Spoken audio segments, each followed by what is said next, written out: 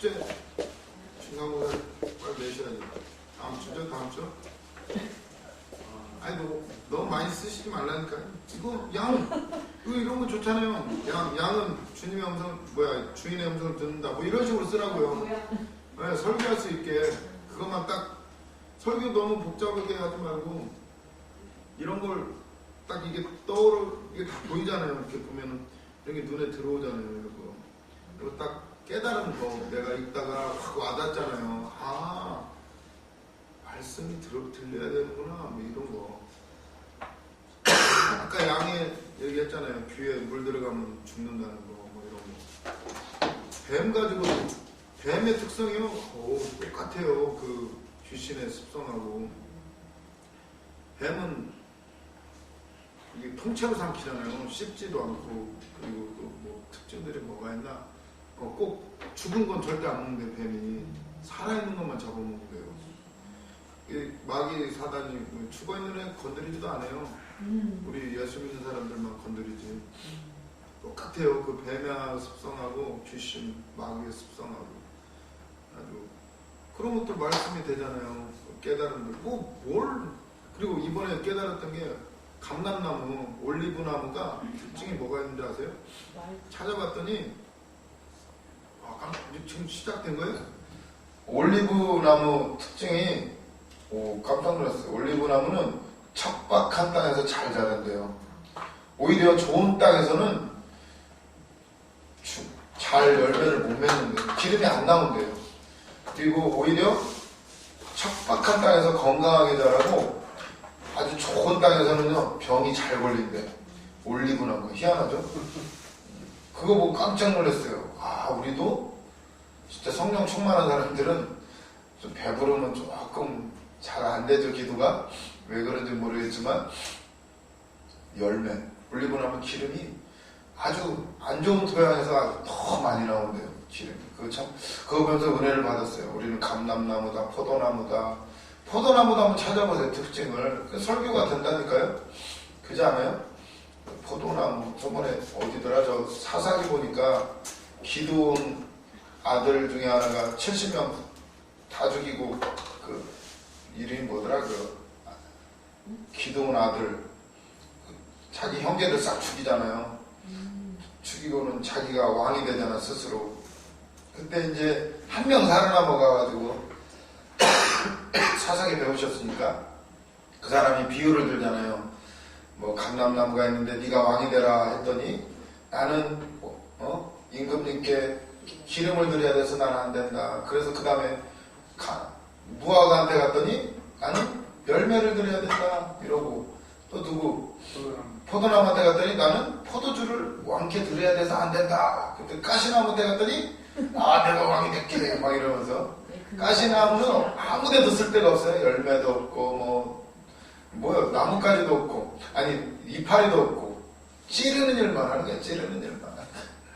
그러니까 그런 사람들은 왜 잘난 체하고 사람들 찔러대죠 막 그런 얘기는 그러면서 찾아보게 됐어요. 포도나무, 감람나무, 무화과나무도 아주 특징이 아주 많이 있죠. 그런 것도 보면서 설교를 그렇게 만든다는 표현은 그렇고 이렇게 하나님 앞에 지혜를 구하면 얼마든지 설교할 게 많아요. 그러니까 요한복음 읽으시면서 자기 생활과 접목을 시키고 포도나무도 한번 찾아보고 이것도 찾아보고 오늘 인터넷 얼마나 좋아요. 도서관 갈 필요도 없고 그러면 그리고 만약에 눈에 들어오는 것은 부활. 요즘에 스마트폰 치면은 부활이라는 단어 나오는 성경 구절 다 치면 다 뜨잖아요. 그것만 읽어도요 설교가 다 돼요. 고린도전서 15장 같은 경우는 부활에 대해서 아주 잘 설명해 놔 있잖아요. 읽어보면 아주 부활이 무엇인지에 대해서 쫙 설명이 나와 있어요. 그런 것도 한번 읽어보시고. 그러니까 설교 만들려고 요즘에 자료가 너무 많아서 오히려 진짜 예수 그리스도의 기준이 아니면 이상한 설교가 돼버려요. 지식이 돼버려요. 지식이 아니라 진짜 생명을 살리는 기도밖에 없다는 거예요. 그래서 기도, 연단 가운데서 아까 감람나무, 올리브나무는 아주 좋지 못한 땅에서 잘 자란다는 거. 우리도 믿음이 광야에서 자란다는 거. 그 생각하시면서 그걸 보면서 우리를 감람나무라고 그랬어요. 나중에 말세 때 두 감람나무가 뭐 한다고 그러셨잖아요. 그런 의미도 생각해 보시면서 진짜 우리는 복 받았다. 돈이 조금 없어서 그렇지 영적으로는 풍성하다는 거. 기름을 지금 짜내고 있어요. 우리 안에서 기름뜬 불 준비하라고 그러셨죠. 성령의 기름. 그것은 진짜 연단 당할수록 말씀이 깊어지더라고요. 그런 걸 보면서 참 좋은 기회인 걸 생각하시고 감사하시기를 바랍니다. 11장 들어가도록 하겠습니다. 먼저 이제 11장은 이제 나사로가 죽었다가 살아나는 나사로의 다시 살아나는 기적의 역사인데, 그래서 보면 11장 프린트물을 먼저 보시면 전체 구조 속에서의 이 11장의 의미를 생각을 해보자면은 요한복음은 크게 네 부분으로 나눌 수가 있다. 1장은 이제 서론에 해당이 되고 1장에는 이제 나는 빛이라 뭐 그런 얘기들 나오죠. 나는 빛이라, 나는 말씀이 되어 육신이 되어 왔다. 서론적인 개괄적인 것은 이제 1장에서 말씀하시고, 그리고 나서는 2장에서 12장에는 이제 예수님의 7가지 표적 사건이 나와요. 이제 12장까지 하고, 그 다음에 13장에서 20장에는 이제 드디어 마지막 일주일 예수님의 고난과 십자가의 영광, 여기까지가 이제 나오게 되고, 21장은 이제 마지막 정리하는 그런 걸로 이제 요한복음을 크게 이렇게 나눌 수가 있어요. 그렇다면 이 전체 부분 속에서 이번 7표적 중 마지막 표적인 죽은 나사로를 살리신 사건은 예수의 예언적 표적 사건으로 자신의 죽으심과 부활을 미리 예고하고 있음을 암시한다. 아주 7가지 표적, 요한복음은 7가지밖에 안 나오는데 아주 대표적인 걸 한 거예요. 처음에 물이 변화의 포도주로 아주 풍성한 역사, 복음의 역사에 대해서 말씀을 시작을 해서, 그 다음에 왕의 관리의 아들을 살리시고, 그 다음에 세 번째가 베데스다 연못가에 38년대 중풍병자, 무능력한 우리 인간들을 다시 일으키시는 그 예수님을 의미하게 되고, 그 다음에 네 번째 무리를 걸으신 사건인가? 무리를 걷고, 그 다음에 오병이어의 기적, 그리고 맹인이 눈 뜨는 사건. 점점점 이제 십자가에 가까워요. 이 표적 중에서도 가장 이제 엄청난 표적, 죽은 지 나흘 되어서 썩어서 냄새나는 나사로를 살리신 마지막 이 사건으로 인해서 이 사건은 아주 죽은 나사로를 살리시는 이 표적은 이제 아주 분기점이에요. 여기가 이제 11장, 12장 이제 분기점인데, 오히려 아이러니하게도 이 어마어마한 기적을 행하시고 나서 더 이제 십자가로 더 가까이. 이 사건을 통해서 이제 유대인들이 딱 결정을 내려요. 죽이자. 이제 더 이상 그냥 놔뒀다가는 안 되겠다라는 결론을 내려요. 아이러니하죠? 아니, 죽은 자도 살리는데, 아니, 그러면 영생 올 거 아니야? 예수님만 계시면? 근데 아이러니하게도 인간은 어리석어요. 죽여야겠다고 생각을 하는 거예요. 자기 기득권 때문에. 영생하려고 사는 거 아니에요? 근데 죽이려고. 결국 참 이게 아이러니한 상황인데 그게 하나님의 뜻이었다는 거. 예수님이 죽으셔야만이 우리가 사는 이런 엄청난 아이러니 가운데 우리도 그 길을 가고 있어요. 지금 내가 죽어야 나도 쓰임받고 살아나는 새 사명, 새 길이 열리는 역사, 그 길을 우리가 걷고 있어요. 광야의 길을. 그래서 힘들수록 더 감사하시고 죽을 때가 가까울수록 기뻐하고 즐거워하시기를 바랍니다. 저도 아주 그냥 갈수록 힘든 것 같아요. 뭔지 모르겠지만 참 은혜도 많이 받고 보고 깨닫고 하면서도 점점 이 속에 있는 것들이 막 드러나면서 나 자신을 발견하게 되고, 내 옛사람 이미 죽었는데 왜 사도 바울도 고백했어요. 아주 미치겠다고. 내 속사람으로는, 영으로는 주님을 따르고 싶은데 이 육은 아주 그냥 둘이 막 싸운다고, 죽겠다고. 나는 날마다 죽는다고 고백을 하면서 사도 바울도 얼마나 고백을 하셨겠어요. 이미 죽었는데 날마다 죽노라 고백을 해요. 그 정도로 바울도 싸우면서 갔다는 거 기억하시면서 우리도 당연히 나도 날마다 죽노라 고백을 하면서 힘내시기를 바랍니다. 그래서 보면 이제 1절부터 시작하시면 1절 어떤 병자가 있으니 이는 마리아와 그 자매 마르다의 마을 베다니에 사는 나사로라. 이 마리아는 향료를 주께 붓고 머리털로 주의 발을 닦던 자요 병든 나사로는 그의 오라비더라. 아멘. 그 주께 향유 붓는 장면은 12장에 나오죠. 근데 먼저 지금 해놓고 나사로 얘기를 해요. 이 사건이 아주 중요했던 것 같아요. 이 옥합을 깨서 그 머리털로 예수님의 발바닥부터 쫙 닦는 역사. 이게 아주 유명했나봐요. 아무튼 마리아가 바로 그 향유를 주께 놓고 머리털로 닦던 자요 병든 나사로는 그의 오라비더라. 이렇게 얘기를 하면서 3절로 가면 이에 그 누이들이 예수께 사람을 보내어 이르되 주여 보시옵소서 사랑하시는 자가 병들었나이다 하니. 아멘. 예수님이 아주 이 가정을 굉장히 사랑하셨다라고 성경에 기록이 되어 있어요. 수시로 많이 그 집에서 머무시고 아주 그들을 사랑하셨다고 이렇게 나오게 되는데 4절에 보면 예수께서 들으시고 이르시되 이 병은 죽을 병이 아니라 하나님의 영광을 위하여 하나님의 아들이 이로 말미암아 영광을 받게 하려 함이라 하시더라. 아멘. 5절 예수께서 본래 마르다와 그 동생과 나사로를 사랑하시더니 원래부터 아주 이 가정하고는 아주 친하게 지내시고 사랑하시고 특히나 아주 사랑하셨던 것 같아요.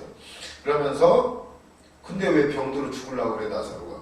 그렇게 사랑하는데 예수님이 왜 그래요? 왜? 병도 안 들지? 아주 사랑하시는데 그렇게 예수님하고 가까이 지내는 사이들인데 왜 병들어요? 하나님이 그렇죠. 우리가 잘 알고 있죠. 하나님의 영광을 위해서라고 우리가 고백을 하는데 그럼 우리는 그건 남 일이에요?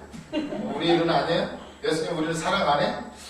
우리를 사랑하는데 왜 이렇게 기도해도 물론 많이 들어주셨지만 왜 내가 진짜 원하는 이건 왜 안 되냐고요. 예? 예? 영광을 위해서? 영광을 위해서요? 하나님의 영광을 위해서? 예. 그게 참 이게 알고는 있는데 정작 내가 지금 이 현실을 기뻐하고 막 기뻐하면서 막 얼굴에서 나타나야 되는데 그죠? 아무리 힘들어도 진짜 막 확 빛나고 스테반처럼 막 돌 맞으면서도 막 열려가지고 빛이 나야 되는데 얼굴을 인상을 쓰고는 다니질 않는지 저도 참 많이 회개를 하게 되는데 이 병은 죽을 병이 아니래요. 아멘. 오늘도 기침이 나오는데 죽을 병 아니에요. 내가 걱정했는데 우리 김영자 전도사님 보면서 위로를 받았어요. 저 전도사님 나 벌써 3주째 기침을 하는데 나도 죽을 병은 아니다 이렇게 생각을 하면서 하나님의 영광을 위해서 이 병은 죽을 병이 아니래요. 하나님의 영광, 하나님의 아들의 영광을 위함이다. 그러니까 프린트를 보시면 우리의 궁지는 그리스도의 기회이다. 우리가 곤란에 처하고 궁지에 몰렸을 때는 그리스도 우리 예수님께는 기회가 되는 거예요. 우리 인생에 들어오시고 우리가 더 주님을 의지하게 되는 주님이 보여주실 수 있는 하나님 살아계심을 드러낼 수 있는 아주 기회가 된다는 사실이에요. 그러면 우리는 공공을 그리스도의 영광을 위해서 사용하게 주님께 맡겨야 한다. 아멘. 힘든 일이 있지만 주님의 영광을 위해서 우리도 그분께 맡겨드릴 수 있는 그런 믿음의 동역자들이 되시기를 바랍니다. 5절 보면 나사로를 사랑하시더니 그 가족들 나사로를 살리신 동기 중에 하나는 사랑이에요. 사랑. 우리를 살리시는 동기는 가장 큰 거 사랑이에요. 그분의 은혜가 아니면 우리를 위해서 대신 죽으시는 그 사랑 우리를 살리셨어요. 그러면서 보면 6절에 보면 그렇게 사랑하는데 그럼 빨리 가지. 예수님이 능력이 얼마나 많으셔요? 무리도 걸으실 수가 있는데 날로도 가실 수가 있겠죠? 근데 이틀을 더 유하시고 6절 나사로가 병들었다함을 들으시고 그 계시던 곳에 이틀을 더 유하시고 그 후에 이렇게 나와요. 아니 사랑한다면서 특별히 더 왜 지체하셔요? 참 그런 데가 참 안타까워. 원장 목사님한테는 기도 받으면은 강사님들 오시면은 당신을 사랑한답니다. 우리도 그런 응답 받을 때 많죠. 막 내가 너를 사랑하는다. 그럼 막 눈물 확 흘리고 막 은혜 받아가지고. 근데 깨고 나면은 뭐 바뀐 것도 하나도 없고. 예? 왜 사랑하시는데 왜 빨리빨리 들어주시지? 더 지체하시잖아요. 지금 예수님이 이틀을 더 유하시고 그 후에 제자들에게 이르시되 유대로 다시 가자 하시니 이렇게 나와요. 다시 가자. 왜 그래요? 그랬더니 제자들의 반응을 보세요. 8절 제자들이 말하되 랍비여 방금도 유대인들이 돌로 치려 하였는데 또 그리로 가시려 하나이까. 제자들은 뭐라 그래요? 아까도 돌들을 내가 하나님과 나는 하나다 그랬잖아요. 그러니까는 막 돌로 치려고 했는데 이제 점점 이 분위기가 점점점 험악해져 가고 있어요. 예수님이 기적을 일으키면 일으킬수록 역사가 나타나면 나타날수록 아이러니하게도 그 기득권자들은 더 예수님을 죽이려고 난리가 났는데 지금 제자들도 그걸 느끼는 거예요. 아니 또 유대로 또 가요. 간신히 돌 맞을 거 피해서 도망쳐 왔는데 또 가냐. 그러니까 어떻게 보면 이 이틀을 지체하신 이유 중에 하나가 써놨는데 프린트물 보시면 이틀을 더 유하시고 3번 지체하신 이유 1번 죽을 병이 아니기 때문에 4절에 나와있죠. 죽을 병이 아니다. 그러니까 뭐 이틀이건 3일이건 뭐 상관없죠. 그죠? 근데 이미 죽었죠. 2번 한계 상황을 만들고 기적을 통하여 믿음의 체험을 주시려고. 15절 이게 거의 이제 성경에 나와 있는데 내가 거기 있지 않는 것을 너희를 위하여 기뻐하노니 이는 너희로 믿게 하려 함이라. 그러나 그에게로 가자 하시니. 아멘. 다 이게 모든 게 믿게 만드시려고 더 아주 그냥 아주 썩어서 냄새 날 때까지 놔두셨어요. 이게 더디 지체하신 이유 죽을 병이 아니기 때문에.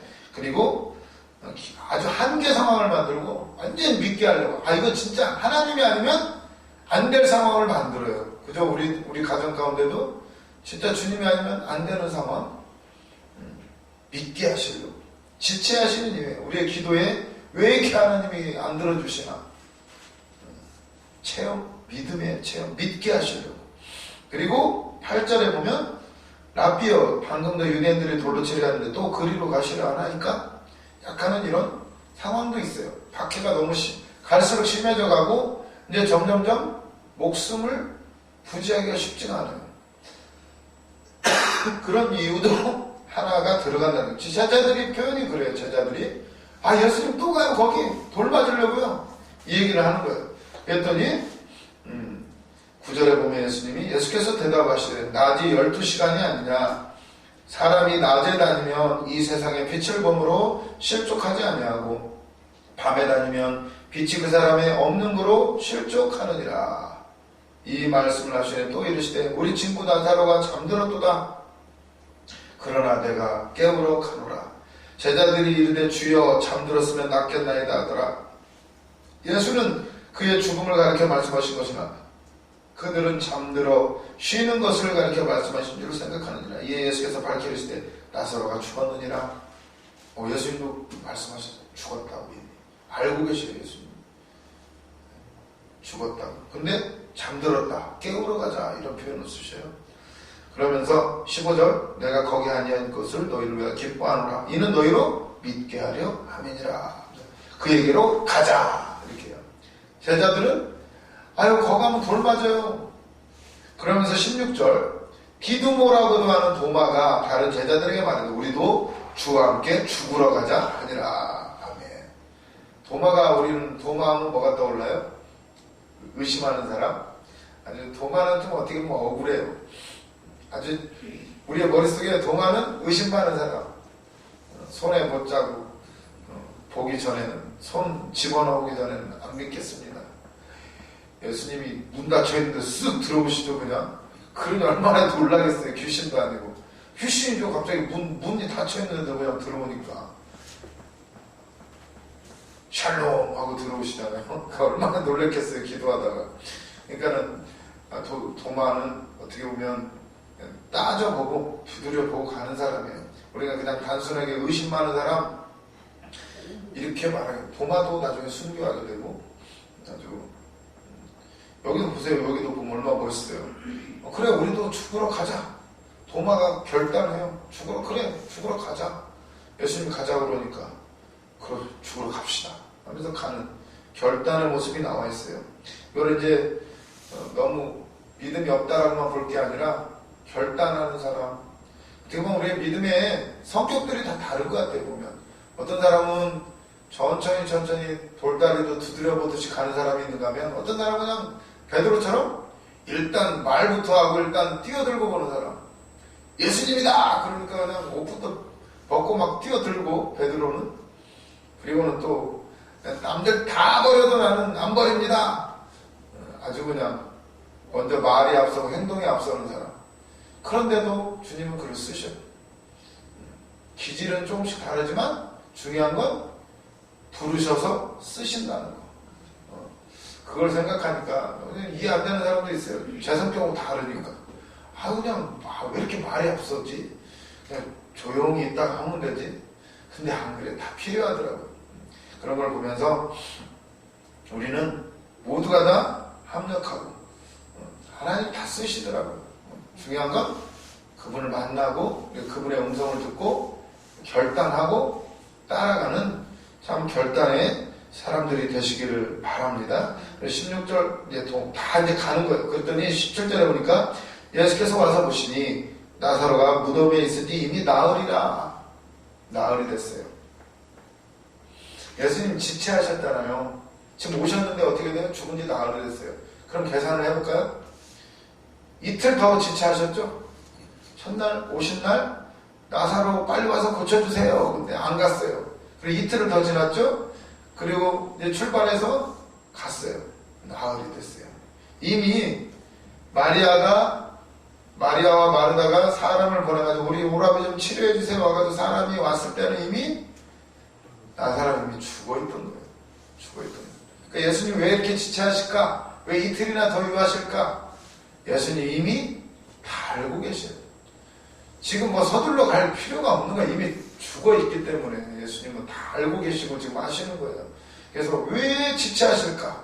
그럼 우리는 내가 기도했는데 왜 지체하실까? 다 알고 계셔요. 알고 계셔. 우리는 막 급해 죽겠는데 주님은 뭔가 다 알고 계실 거예요. 중요한 건 주님이 우리와 함께 하시고 주님이 오시면 다 해결된다는 거예요. 죽은 나사로도 살아나듯이 우리 안에 죽어있는 것들, 우리 가정 안에 죽어있는 것들 다 회복시킬 거예요. 다 아셔요. 주님이 죽어있는 거 이미. 주님 뭐 어떻게 좀 해주세요. 이미 끝났다니까요.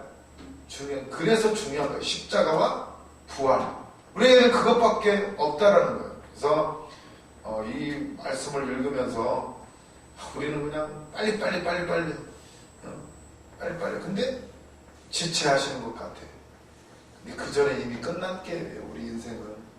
근데 그걸 지금 바꾸시려고 우리를 지금 어떻게 보면 나사로가 무덤에 들어가 있는 것처럼 꽁꽁꽁 묶여 있는 것처럼 어쩌면 우리의 지금 삶이 아무것도 못하는 것 같은 그런 삶일 수가 있어요. 그런데 어떻게 돼요? 주님이 오시니까 돌을 굴려라, 뭐 풀어놔라. 그걸 보면서 나사로가 묶인 채로 나왔어요. 어떻게 나왔는지는 모르겠지만 아무튼 그래서 풀어놓아서 자유롭게 다니게 하라 이러잖아요. 우리의 상태가 어쩌면 그런 모습일 수가 있어요. 그러나 지금 지체하시는 것이 아니라 우리를 믿게 하시려고, 체험케 하시려고 주님은 지금도 일하고 계시는 줄로 믿습니다. 그래서 보면 17절 이미 나흘이 되었다. 18절 베다니는 예루살렘에 가깝기가 한 5리쯤 되매 많은 유대인이 마르다와 마리아에게 그 오라비엘로 위문하러 왔더니 예루살렘에서 베다니가 5리 정도 되니까 사람들이 많이 왔어요. 아마 유명했던가 봐요. 이 가정이 예수님이 사랑받고 많이 따라다녔던 사람들이 있으니까 위문하러 왔는데 보면 20절 마르다가 마리아하고 비슷한 것 같은데 조금 다른 면이 있어요. 보면 20절 마르다는 예수께서 오신다는 말을 듣고 곧 나가 맞이하되 마리아는 집에 앉았더라. 좀 다르죠? 마르다는 벌써 나와가지고 예수님 맞이하고 막 그러죠. 왜 이제 오셨냐고 막. 근데 마리아는 여전히 집에서 앉아있어요. 왜 앉아있는지 모르겠지만 기도를 하고 있었는지 울고 있었는지 아무튼 이게 좀 달라요. 지금 일할 때도 다르죠. 마르다는 분주하게 막 만들고 마리아는 조용히 예수님 발치에 앉아가지고 예수님의 설교를 듣고 어떻게 보면 좀 답답할 수가 있어요. 사람 봤을 때 마리아는 그죠? 지금 바빠 죽겠는데 설교 듣고 있어요. 여기서도 지금 할 일이 많은데 어떤 사람 좀 뺀질거리면서 좀 일도 안 하고 이해 안 될 때가 있어요. 왜 저러지? 근데 우린 잘 몰라요. 근데 주님은 다 알고 계셔요. 그거를 보면 마르다는 나가서 그냥 예수님을 맞이하고 마리아는 집에 앉아있고 21절 마르다가 예수께 여짜오되 주께서 여기 계셨더라면 내 오라비가 죽지 아니하였겠나이다. 이게 의미가 어떤가요? 이게 뉘앙스가 주께서 여기 계셨더라면 내 오라비가 죽지 아니하였겠나이다. 왜? 안 계셨으니까 죽었다는 얘기죠? 왜 이제 오셨냐는 어떤 그런 의미도 약간은 담겨져 있고 주께서 여기 계셨더라면 저도 그런 생각할 때가 참 많아요. 기도원에 이제 막 정신병자들 막 이런 애들 오지가 어린애들 막 예배 시간에도 막 뛰어다니고 막 소리 지르고 아무리 말려도 안 되더라고요. 그럴 때는 생각해요. 예수님이 계셨더라면 능력이 있었더라면 막 이게 한탄스럽더라고요. 예수님이 계셨더라면 그냥 막 침을 발라서 찍어주든 뭐 어떻게든 하셨을 텐데 예수님이 계셨더라면 막 이 생각할 때가 참 많아요. 마르다가 그래 예수님이 계셨더라면 예수님이 계셔도요 안 되는 사람은 안 되더라고요. 그죠? 서기관과 바리새인들 말씀 그렇게 들어도요 기적 그렇게 봐도요 예수님이 계셨더라면 다 되나요? 그게 참 아이러니해요. 그죠? 그러니까 우리도 걱정할 게 없어요. 저도 그 생각을 했지만 그래 예수님이 계실 때도 안 듣는 사람은 안 됐어. 우리는 우리 할 일을 할 뿐이에요. 우리에게 주신 은사대로 우리가 할 수 있는 일을 하면 되지. 너무 자책할 필요는 없지만 더 그러기 때문에 더 기도하고 주님 능력 주세요. 분명히 주님보다 더 큰 일을 한다라고 말씀하셨는데 성령을 약속하셨는데 그 구하고 받고 또 우리에게 주신 대로 우리는 일을 해나가면 될 줄로 믿습니다. 그래서 이제 주께서 여기 계셨더라면 이게 아주 제가 이제 프린트물에 이렇게 써놨는데 주께서 여기 계셨더라면 주님은 멀리서도 말씀만으로도 치유하셔요. 말씀만으로도 이미 내 안에 계시는데 이런 의미로도 생각을 해보고 그러면서 마르다가 고백을 하죠. 22절에 그러나 나는 이제라도 주께서 무엇이든지 하나님께 구하시는 걸 하나님이 주실 줄을 아나이다. 어이구 말 잘하죠. 이제라도 늦었지만 이제라도 해주실 줄 믿습니다 이제 한 거예요. 그런데 이 고백이 진짜인지 보면은 23절 예수께서 이르시되 네 오라비가 다시 살아나리라 딱 그래요. 그랬더니 마르다가 하는 말이 마르다가 이르되 마지막 구할 때는 다시 살아날 줄 내가 믿나이다. 참 말이 좀 그렇죠. 믿는데요. 믿습니다. 맞아요 예수님. 네 오라비가 살아나리라. 예 맞아요. 구할 때는 살아나요. 이러는 거예요. 이게 남 얘기가 아니에요. 마르다만 이런가요? 우리도 맨날 믿습니다. 맞습니다. 근데 지금은 아니고 나중에 몇 년 뒤에 믿습니다.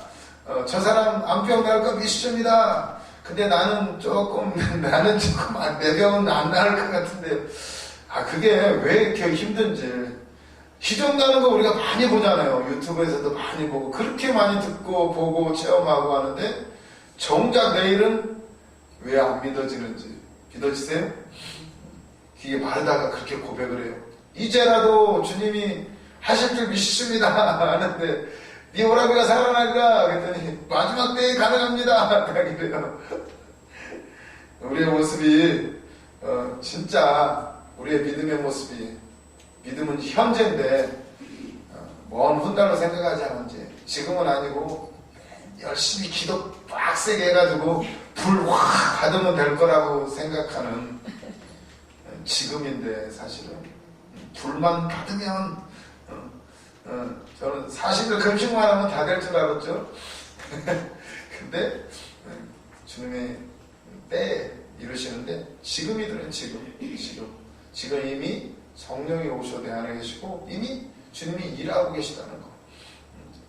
그러면서 마르다의 표현들 참 재밌어요. 마지막 날 부활때 다시 할 줄을 내가 아나이다. 말씀 잘 들은 거예요. 아주 예수님이 부활에 대해서 말씀하시고 십자가에 대해서도 말씀하시고 뭐 많이 보고 듣고 체험하고 아주 고백도 잘해요. 부활에 대해서도 알고 마지막 때 심판에 대해서도 알고 다 알아요.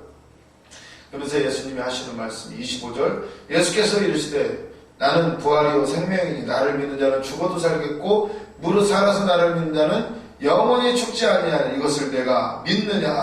아멘. 아주 중요한 말씀이 나오죠. 부활이요 생명이, 죽어도 살고 살아서 믿는 자 영원히 죽지 아니하리라. 네가 이것을 믿느냐. 아멘. 제목 이렇게 잡아도 설교가 되겠죠. 이것을 내가 믿느냐. 진짜로 믿느냐는 말이에요. 우리가 고백을 얼마나 많이 해요. 사도신경 매일 하지. 사도신경만 믿어도 믿는다고. 이것을 네가 믿느냐. 이걸 제목으로 잡아도 아마 설교를 만들 수가 있을 거예요. 한번 묵상을 해보세요. 오늘 숙제, 중간고사 숙제도 내가 이것을 믿느냐. 너는 나를 누구라고 하느냐. 주님이 진짜 나에게 어떤 의미가 있는지 그것만 묵상해도 아마 할 말이 많을 거예요. 그런데 그때 또 마르다가 그래요. 27절, 이르되 주여 그러하이다. 주는 그리스도시요 세상에 오신 하나님의 아들인 줄 내가 믿나이다. 아멘. 베드로의 고백하고 똑같죠. 예. 주는 그리스도시요 살아계신 하나님의 아들이신 줄 내가 믿나이다. 다 우리도 이렇게 고백해요. 그죠?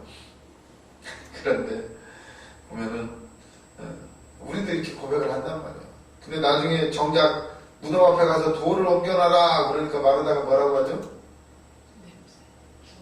39절, 마르다가 이랬는데 주여 죽은 지가 나흘이 되었으니 벌써 냄새가 나나이다. 돌 굴리라고 하니까 무덤을 열어라 그러니까는 냄새나요. 뭘 여냐고요 도대체. 믿는다고 했잖아요. 지금 하나님의 아들인 줄 믿습니다. 주는 그리스도시요 하나님의 아들인 줄 믿습니다. 돌을 굴려라. 냄새나는데 뭘 뚜껑을 닫아놔야 냄새 그나마 안 나지. 왜 뚜껑을 여냐고. 주여, 좀 회개할 것만 많아요. 그렇게 목사님들이 믿음으로 하라고 해도 아직 아니에요. 내 형편을 보세요 지금. 예? 쉽지 않네, 그죠? 월요일날 나와서 찬송하라고 해도 그것도 얼마나 힘들어요, 그죠? 돌을 옮겨놔라. 냄새 난다니까 안 된다니까요. 이게 참 우리가 회개할, 누구누구의 얘기가 아니라 우리 모두의 참. 그리고 고백도 많이 하고 우리가 기도도 많이 하는데 진짜 돌 굴려놔라 이러면은 얼마나 힘들어요, 그죠? 이미 끝났는데 썩어서 냄새가 나는데 거기서 순종을 하라고 하시면 우리의 믿음의 고백대로 우리는 해야 될 줄로 믿습니다. 주님이 다 하셔요. 근데 우리가 할 일이 있대요. 돌을 옮기라면 옮겨야 돼요. 그리고 풀어놔서 자유롭게 다니게 해라. 우리가 풀어줄 수 있는 사람이 돼야 되는데 물론 주님이 다 하셨어요. 살리시고 기적 일으키시고 우리로 믿게 하시고 고백하게 하시고 다 하시는데 우리가 해야 될 일은 풀으려면 풀고 돌 굴리려면 굴리고. 돌 굴리는 것도 쉬운 건 아니에요. 어마어마하게 큰 돌이라 어려운 건데 우리가 정말 믿음으로 돌을 굴려야 될 줄로 믿습니다. 그래서 보면 프린트물 보시면 이게 참 나는 이제라도 주님께서 하실 줄 믿습니다 이렇게 고백했는데 프린트물 2페이지 보시면 어떤 의미에서 우리는 그리스도의 약속을 믿는다. 다 믿으시죠? 주님이 오실 것도 알고 주님이 역사하시는 것도 알고 내 안에 계시는 것도 알고 근데 우리는 문제는 다른 사람들에게 적용되거나 먼 장래에 일어날 일을 가리키는 말씀으로 믿는다. 그죠? 24절 마지막 때 부활 때나 마지막 때나 부활할 줄 믿습니다. 이렇게 고백을 해요. 그냥 다른 사람 일로 생각하거나 먼 장래에 지금은 아니라고 생각할 때가 참 많아요. 그러나 그것을 우리 개인들에게 해당되는 것으로 받아들이지는 않는다. 39절 예수께서 이르시되 돌을 옮겨놓으라. 주님 죽은 지가 벌써 나흘이 돼서 썩어서 냄새납니다. 이 당시 사람이 죽으면요 날이 뜨겁고 금방 부패되기 때문에 3일 기다리지를 않는데 그냥 바로 집어넣은대요, 무덤에다가. 그러니까 나흘이 돼 벌써 나흘이 되고 썩어서 냄새가 나는 거예요.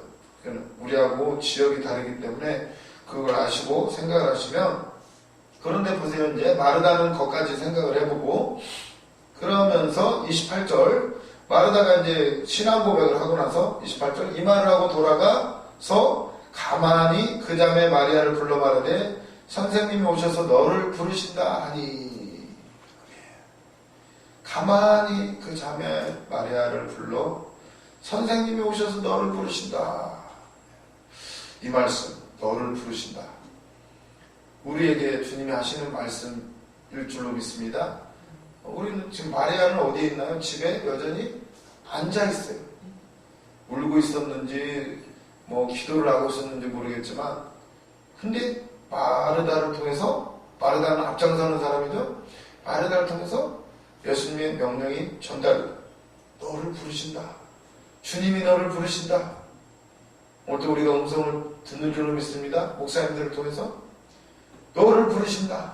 저도 우리 목사님 때문에 사명자라고 그래가지고 처음에는 안 오려고 했는데 3년 더 버티다가 이제 오게 됐는데 너를 부르신다.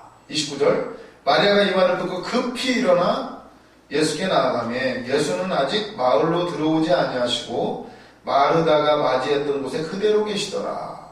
참, 예수님은 아까 마르다 만났던 자리에 그대로 계시고 지금 마리아를 불러와라 그래가지고 주님이 너를 부르신다. 그러니까 마리아가 집에 앉아있다가 급히 일어나가지고 지금 예수님을 맞으러 가요. 아멘. 선생님이 오셔서 너를 부르신다. 프린트를 보시면 마리아를 부르시는 주님 부르심에 응다. 여기 나가요. 근데 이 장면이 이제 마리아도 주님 앞에 가가지고 똑같은 고백을 해요. 주님이 여기 계셨더라면. 여기 보면 30절 예수는 아직 마을에 있고 31절 마리아와 함께 집에서 위로하던 유대인들은 그가 급히 일어나 나가는 것을 보고 곡하러 무덤에 가는 줄로 생각하고 따라가더니, 마리아가 갑자기 뛰쳐나가니까 사람들도 막 따라가는 거예요. 왜 그랬을까요? 마리아가 아마 좀 내성적이었던 사람이었을 것 같아요. 갑자기 뻘떡 일어나는데 뛰쳐나가니까 사람들이 얘 지금 어디 가지? 어디 가겠어요? 무덤가에 가려고 그러나? 하면서 지금 사람들이 막 쫓아나가요. 그럴 때 32절 마리아가 예수 계신 곳에 가서 배웠고 그 발 앞에 엎드려 이르되 주께서 여기 계셨더라면 내 오라버니가 죽지 아니하였겠나이다 하더라. 마리아하고 똑같은 말을 하죠? 그죠? 근데 조금 어떻게 느껴지시는가 모르겠지만 조금 달라요. 그 발 앞에 엎드려 이르되 주께서 여기 계셨더라면 내 오라버니가 죽지 아니하겠다.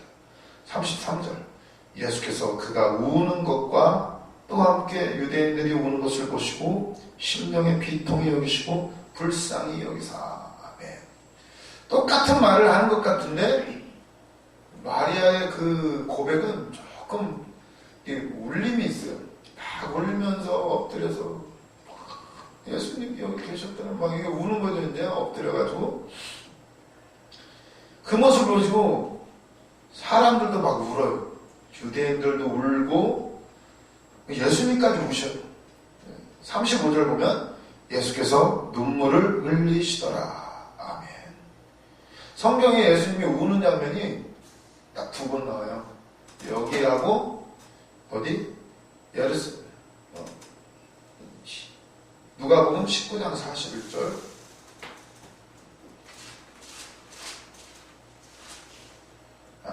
가까이 오사 성을 보시고 우시며 이르시되 너도 오늘 평화에 관한 일을 알았다면 절반하고 지금 내 눈에 숨겨졌던 날이 이를지라 내 원수들이 토둔을 쌓고 너를 둘러 사면에 가두고 또 너와 및 그 가운데 있는 내 자식들을 땅에 메어 치며 돌 하나도 돌에 남기지 아니하리니 이는 내가 보살핌을 만나라 알지 못하는 이람이라 하시니라. 예루살렘 성을 보시면서 막 우셔요. 예수님이 막 거기가 막 나중에 돌멩이 하나 남기면서 다 부서질 거라는 것을 미리 내다보시면서 앞으로 한 50년, 60년 뒤에 일어날 일을 예수님이 막 보시면서 막 우셔요. 그 예루살렘 하나님의 성전이 막 황폐해지는 그 모습을 보면서 막 우시는 장면. 이 장면 하나하고 마리아가 엎드려서 울 때에 예수님도 이 상황을 보시면서 막 우시는 장면이 직접적으로 우시는 장면이 성경에서 2번이 나와요. 물론 이제 겟세마네 동산에서도 아마 우셨겠죠. 뭐 땀방울이 핏방울이 들어 우셨겠지만 거기는 우셨다는 표현은 안 나오고, 아무튼 직접적인 표현이 나오는 것은 여기 나사로 이 장면, 마리아가 울면서 엎드렸을 때 그 장면에서 한번 우시고, 그리고 예루살렘 성을 보시면서 한번 우셔요. 이걸 보면서 이런 장면들은 참 우리가 설교를 이렇게 여기 한번 짜 보셔요. 이렇게 생각을 하면서 뭐 어떻게 해야 될까. 그래서 이제 만들었잖아요. 이 프린트물 9번 밑에 이제 보면 가로에다가 부르실 때 이렇게 나오잖아요. 그죠? 일단 나가자. 부르시면 나가자는 거예요. 일단 아브라함도 그렇게 떠났죠. 너는 떠나 본토 친척 아비 집을 떠나라. 그럴 때 떠나는 것부터 믿음의 여정이 시작이 돼요. 우리도 넌 사명자야 하니까 일단 아무튼 신학교 등록하고 일단 기도하러 다니고, 그게 시작이에요. 오며 가며 지금 뭐 하는 건지 왔다 갔다 성경 공부할 시간도 없는 것 같은데, 그러나 지하철 안에서도 기도하고 또 여기 와서도 부르짖고 일단 나가는 거. 마리아가 어떻게 하면 부르실 때 일단 급히 나갔죠. 이걸로만 해도 설교가 되겠죠. 그리고는 엎드려요. 주님 앞에 엎드려요. 주님이 부르실 때 우리는 나가서 엎드려서 기도하는 거죠. 기도. 그리고 울어. 우리가 아무것도 할 수 없으니까 울어요. 그러니까 예수님도 우셔요. 예수님도 35절에 보면 예수께서 눈물을 흘리시더라. 이게 왜 눈물을 흘리는 장면을 왜 기록하셨을까? 예수님은 하나님이시고 모든 걸 다 하시는 분인데, 이걸 통해서 우리는 예수님께서는 참 사람이셨다는 것, 그분이 하나님이시지만 진짜 육신으로도 오셨다는 것을 우리가 알 수가 있고, 그리고 그분은 우리와 같이 슬픔을 다 체험하신 분이라는 거예요. 예수님은 모르겠지가 아니라 예수님도 이미 다 그 모든 슬픔을 다 체험하셨고, 그리고 자기 형제들과 그렇게 하나 되는 것을 즐거워하셨다. 우리와 같이 체험하시고 하나 되는 것을 즐거워하셨어요. 그래서 예수님이 우신 거예요. 그러면 우리도 어떻게 해야 되나요? 우리 지도자들 특히나 우리가 주의를 함에 있어서 예수님이 그러셨으니까 우리도 그래서 우리가 체험하는 거예요. 지금 아픔, 슬픔, 뭘로 위로해요? 나중에 사람들을 위로할 수 있는 사람, 누가 위로가 될 수가 있을까요? 저도 이제 시험 공부할 때만 계속 떨어지기만 한 번도 합격을 못했으니까 그때마다 짜증나는 게 있어요. 뭔지 아세요? 떨어지는 것도 짜증나는데 꼭 있잖아요. 1차라도 합격한 애들이 와가지고 괜찮아, 밥도 사주면서 괜찮아, 잘할 거야 너는, 이러면은요 기분이 어떨까요? 진짜 어떤 형이 그런 표현을 쓰시더라고. 꼭 후배들이 온대요. 그분은 20년 공부했거든요. 오면은 꼭 합격한 것들이 와가지고 밥 사주고 술 사주면서 그런 얘기를 한대요. 넌 잘 될 거야. 넌 할 수 있어. 힘내. 그러면은 진짜 아구지를 한번 쳐가지고 돌려버리고 싶대요. 그 표현이 맞더라고요. 위로는 진짜 그지 않나요? 돈 많고 잘 나가는 사람이 아이고 배부르라, 따뜻하라, 잘 될 거야, 너를 위해 기도할게. 그 말도 어떤 때는 진짜 기도할게 그 말도 어떤 때는 진짜 그렇게 들릴 때가 있다는 거. 진짜 아픈 사람에게는, 그죠? 그런 걸 보면, 그래서 우리도 겪어야 된다는 거예요. 겪어야 누군가를 위로한다는 것은 우리 인간은 할 수 없다는 사실. 그래서 주님도 그 길을 걸어가셨고, 고통당하셨고, 체험하셨기 때문에 그분은 참 우리의 위로자가 되시는 줄로 믿습니다. 십자가가 있기 때문에. 우리도 그거를 만들어가는 과정이에요. 너무나 다 아시는 얘기지만 제가 이런 말을 하는 것은 오히려 신뢰가 될 수가 있지만 주님은 우리로 체험케 하신다. 진짜 당한 만큼, 연단 당한 만큼 깊이가 다르더라고요. 말씀이 똑같은 말인데 누가 하느냐에 따라서 고생 하나도 안 한 사람이 말하면 아무런 감동이 없어요. 근데 진짜 고생 중에 승리한 사람들의 설교를 들으면요, 별 얘기도 아닌데 그냥 눈물이 줄줄줄 흐르더라고요. 저번에 안산 동산교회 그분은요, 장기가 한 5가지인가가 없어요. 안산 동산교회 고우훈 목사님, 아주 저는 몰랐어요. 몰랐다가 이제 직접 뵀는데 그 얘기를 듣고 만났더니 그분을 제가 모셔야 되니까 기다렸잖아요. 만나자마자 막 눈물이 막 흐르기 시작하는데 와, 눈물을 주체할 수가 없더라고요. 그냥 만나기만 했는데 그냥 안녕하세요 하고 만났는데 우리 어디서 본 적 있죠? 이러시는 거예요. 아니, 본 적 없는데요. 근데 그분의 그 뒷모습 막 이렇게 거의 다 이제 다 삐쩍 마르셔가지고 장기가 5가지가 없으니까 위도 거의 없고 췌장 또 한 5가지가 없대요. 아무튼 그분의 뒷모습을 보는데 얼마나 눈물이 나는지 그냥 예배 내내 눈물을 흘렸어요. 그때 이제 사모 세미나였는데 하시는 말씀이 그러시는 거예요. 사모님들 힘들죠? 막 이러면서 갑자기 생각이 안 나네. 너무나 그냥 하시는 말씀인데 막 눈물이 나는 거예요. 사모님들 힘들죠? 그러면서 교회 속 썩이는 사람들 많죠? 막 이러는데 눈물이 줄줄줄 나오더라고요. 사모님들 속 썩이는 사람들 많죠? 막 이러는데 눈물이 막 나와요. 그러면서 하시는 말씀이 그런데 말 안 듣는 사람보다 말 잘 듣는 사람이 더 많어 이러시면서 왜 안 듣는 사람 보고 힘들어해? 말 잘 듣는 사람 더 많잖아. 그거 보고 참어 이러시는 거예요. 또. 그리고 본인도 그 길을 걸어오셨는데 그런 얘기를 하는 거예요. 자기가 너무나 힘들었대요. 그 육체만도 힘들고 짐이 너무 무거워서 십자가가 너무 무거워가지고 너무 무거우니까 옆에 볼 겨를이 없더래요. 누가 좋은 옷 입고 좋은 차 타고 좋은 집에 살고 이런 거 보이지가 않더래요. 너무 내 짐이 너무 무거우니까 그냥 예수만 보이고 십자가만 보이고 내 짐이 너무 무거우니까 쉴 겨를도 없고 그냥 달려만 한대요. 나중에 봤더니 무거운 게 복이었대요. 아마 십자가가 가벼웠더라면 가다가 그냥 내려놓고 그냥 이것도 보고 저것도 보고 여기도 끼우 저기도 끼우 할 텐데 그게 너무나 무거워서 어디 볼 수조차 없었다는 거예요. 그 표현을 하시는데 지금 제가 표현해서 좀 그러실 텐데 그분이 하시니까 이게 막 와닿는데 그거구나. 그때 정말 많이 깨달았어요. 무거우니까 그게 복이었다는 거예요. 몸에 장기가 5가지가 없대, 5가지가. 근데도 일 다 하셨어요.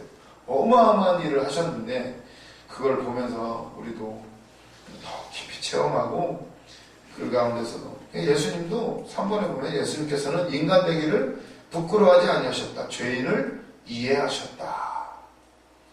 율법은 이렇게 해라 저렇게 해라 네가 사명을 그렇게 하면 되겠냐 이런 얘기만 하는데 근데 예수님은 죄인을 이해하는 데까지 가셨다는 거예요. 우리도 기도하고 싶지 않나요? 저도 기도하고 싶어요. 기도하세요. 이건 누구나 할 수 있어요. 근데 정말 그 사람을 이해할 수 있느냐 말이에요. 진짜 그 환경이 돼보니까 기도 안 돼. 피곤하니까 기도해야 되는지 아는데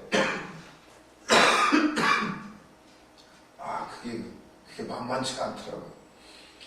그런 걸 보면 저도 옛날에 그랬어요. 왜 기도 안 하고 저 사람들 왜 저럴까? 너도 그 환경 대봐. 기도가 나오나. 믿으면 되지. 그치? 믿으면 되죠. 근데 네가 그 사람 환경을 아느냔 말이에요. 그 사람을 이해할 수가 있어요?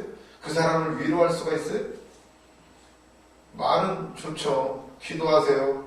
뭐 하세요? 다 좋아요. 근데 예수님은 왜 눈물까지 흘리시는가? 우리를 이해하셨다는 거예요. 죄인들을 이해하셨다. 우리 힘으로 안 되는 거 다 하셔요. 그래서 주님은 우리를 대신해서 고난당하시고 십자가를 지시고 죽으신 줄로 믿습니다. 36절을 보면 이에 유대인들이 말하되 보라 그를 얼마나 사랑하셨는가 하며 아멘. 우셨다는 것은 그가 사랑하신다는 것을 우리에게 가르쳐 주신다. 아멘. 뭐에 우셨어요? 심령의 33절 심령에 비통히 여기시고 불쌍히 여기사 이르시되 그를 어디에 두었느냐 이르되 주여 와서 보옵소서 하니 예수께서 눈물을 흘리시더라. 아멘. 이게 나사로만을 향해서 울으신 것이 아니라 인류의 그 모든 질병, 죽음, 가난, 고통, 저주 우시는 거예요. 예수님 보시고. 그게 왜 왔어요? 그게 죄 때문에 온 거예요. 누구의 책임이에요? 아담이 잘못했어요? 그것도 있지만 뱀이 속였고 사단이 그 꾀예요. 욥이 왜 고난당했나요? 욥이 잘 섬겼어요. 욥이. 그런데 사단이 와가지고 참소하는 바람에 허락하셨죠. 하나님이. 생명만 건드리지 말고 나는 욥을 믿는다. 고난에 들어가요. 욥이 잘못해서요? 친구들은 와서 뭐라고 그러나요?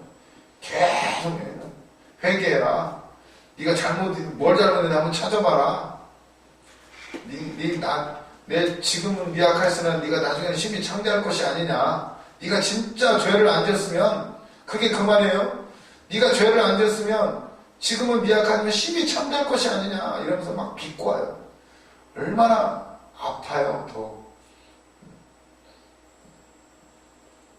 욥이 막 나는 처녀를 주목해 본 적도 없고 과부를 누구를 괴롭힌 적도 없고 내가 언제 고아들을 안 돌봤으며 그런 적이 없다는 거예요. 근데 자식 10명 다 죽지, 뭐 양대소 때 다 뺏기지, 몸은 다 병들었지, 친구들은 와가지고 회개하라고 그러지. 누구의 잘못이에요? 환경? 우리는 알 수가 없어요. 아까 뭐라고 나왔죠?